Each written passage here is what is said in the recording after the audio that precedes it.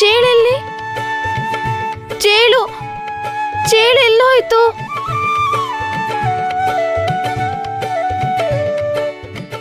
ವಿಠಲ ನನ್ ಕನ್ಸ್ ಕಾಣ್ತಿದ್ನಾ? ಅಯ್ಯೋ ದೇವ್ರೆ, ಎಷ್ಟ್ ಭಯ ಪಟ್ಕೊಂಡೆ.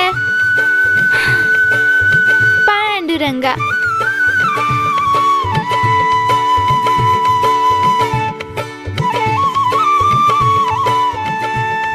ಚೆನ್ನಾಗಿದೆ ಸ್ವಾಮಿ. ನಿಮ್ಮ ತುಂಟಾಟ ಮುಗಿಯಿತೆ? ಇನ್ನೂ ಮುಗಿದಿಲ್ಲ. ಸಕ್ಕು ಕೆಟ್ಟ ಕನಸು ಕಂಡಳಲ್ಲ, ಆಕೆ ದಿನವೂ ಹೀಗೆ ಭಯಪಡಬಾರದು ಎಂದು ಹೀಗೆ ಮಾಡಿದೆ ದೇವಿ. ನಾನು ಸ್ವಲ್ಪ ತಮಾಷೆ ಮಾಡಿದೆ. ನೀವೇನೇ ಮಾಡಿದರೂ ಪ್ರತ್ಯೇಕವಾಗಿರುತ್ತದೆ. ಸಮಸ್ಯೆಗಳನ್ನ ಸೃಷ್ಟಿಸೋದು, ನಂತರ ಪರಿಹಾರವನ್ನು ನೀವೇ ನೀಡುತ್ತೀರಿ. ಅಂದ ಮೇಲೆ ಸಮಸ್ಯೆಗಳನ್ನು ಕೊಡುವುದೇಕೆ? ಕೆಟ್ಟ ಕನಸಿನಿಂದ ನೀವೇ ಭಯಪಡಿಸಿ ಈಗದೆಲ್ಲ ಕನಸು ಎಂದು ಅವಳಿಗೆ ಮನವರಿಕೆ ಮಾಡಿ ನಗಿಸಿದಿರಿ. ಇದು ಯಾವ ತುಂಟಾಟ? ಕನಸು ಬರುವುದಕ್ಕೆ ಕಾರಣಕರ್ತ ನೀವೇ ಅಲ್ಲವೇ? ಕನಸು ಬಾರದ ಹಾಗೆ ತಡೆಯಬಹುದಿತ್ತು.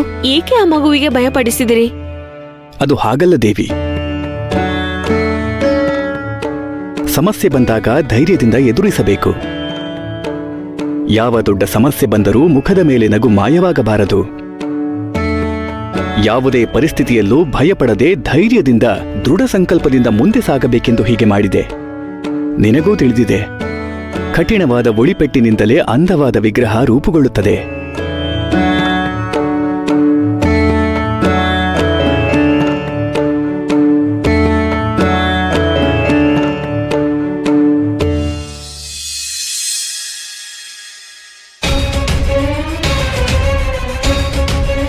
ಏನಪ್ಪ ದಾಮು, ತುಂಬಾ ಶ್ರದ್ಧೆಯಿಂದ ಲೆಕ್ಕ ನೋಡ್ತಾ ಇದ್ದೀಯಾ?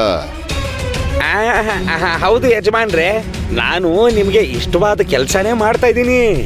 ಯಾರ್ಯಾರು ಬಾಕಿ ಕೊಡ್ಬೇಕು, ಯಾರ್ಯಾರು ಬಡ್ಡಿ ಕೊಡ್ಬೇಕು ಅನ್ನೋ ಲೆಕ್ಕ ನೋಡ್ತಾ ಇದ್ದೀನಿ ಯಜಮಾನ್ರೆ.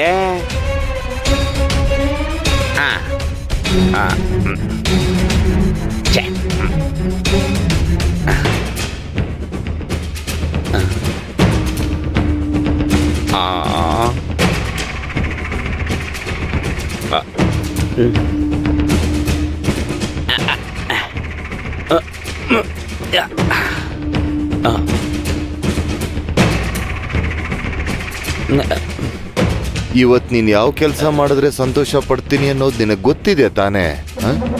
ಈ ಗೂಳಿ ತರ ತಲೆ ಅಲ್ಲಾಡ್ಸೋದಲ್ಲ. ರಾತ್ರಿ ನಿನ್ಗೆ ಹೇಳಿದ್ ನೆನಪಿದೆ ಅಲ್ವಾ? ಶತ್ರುವಿನ ಮನೆಯೊಳಗೆ ಚೇಳ್ನ ಬಿಡ್ಬೇಕು. ಇನ್ನು ಯಾಕದನ್ ಮಾಡಿಲ್ಲ? ನಿನಗೇನಾದ್ರೂ ಬಿಡ್ಬೇಕಾ? ಚೇಳು ಹೇಗ್ ಕಚ್ಚುತ್ತೆ ಅಂತಂದ್ರೆ ಬೇಡ ಬೇಡ, ನೀವು ಹೇಳ್ದಾಗೆ ಹಾಗಾದ್ರೆ ತಕ್ಷಣ ಶಿವಪ್ಪನ ಮನೆಗೆ ಹೋಗು. ಯಾರಿಗೂ ಗೊತ್ತಾಗ್ದೆ ಚೇಳನ್ನ ಬಿಟ್ಬಾ. ಆ ಶಿವಪ್ಪ ಸಾಲ ತೀರ್ಸೋಕಾಗ್ದೆ ಎಲ್ಲ ದಾರಿಗಳು ಹಾಗೆ ಮುಚ್ಚೋಗ್ಬೇಕು.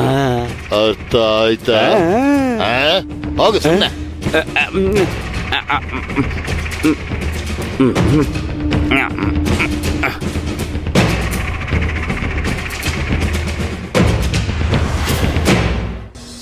ಅಮ್ಮ, ನಾನ್ ಪಾಂಡುರಂಗನ್ಗೆ ಬೆಣ್ಣೆ ತಿನ್ಸ್ಬಿಟ್ ಬಂದೆ ಗೊತ್ತಾ? ಸಕ್ಕು, ನನಗ್ ಹೇಳ್ದೆ ಎಲ್ಲೂ ಹೊರಗ್ ಹೋಗ್ಬಾರ್ದು, ಜಗಳ ಆಡ್ದೆ ಇಲ್ಲೇ ಇರ್ಬೇಕು. ನೀನಿವಾಗ ಸುಮ್ನೆ ಕೂತ್ಕೊಂಡು ಊಟ ಮಾಡು. ಆಮೇಲೆ ನಾನ್ ಮಾಡಿರೋ ರೊಟ್ಟಿಗಳನ್ನ ತಗೊಂಡ್ ಹೋಗಿ ಅಪ್ಪಂಗ್ ಕೊಟ್ಬಾ. ಅಮ್ಮ, ನೀನ್ ಯಾವಾಗ್ಲೂ ನಿಮ್ಮಪ್ಪ ಅಂತ ಇರ್ತೀಯ ಅಲ್ವಾ? ಮತ್ತಿವತ್ತೇನಾಯ್ತು? ಅಪ್ಪನಿಗೆ ಕೊಡು ಅಂತ ಹೇಳ್ದೆ, ನೀನ್ ಇವತ್ ಮರ್ತ್ಬಿಟ್ಟೆ ಅಲ್ವಾ ಅಮ್ಮ?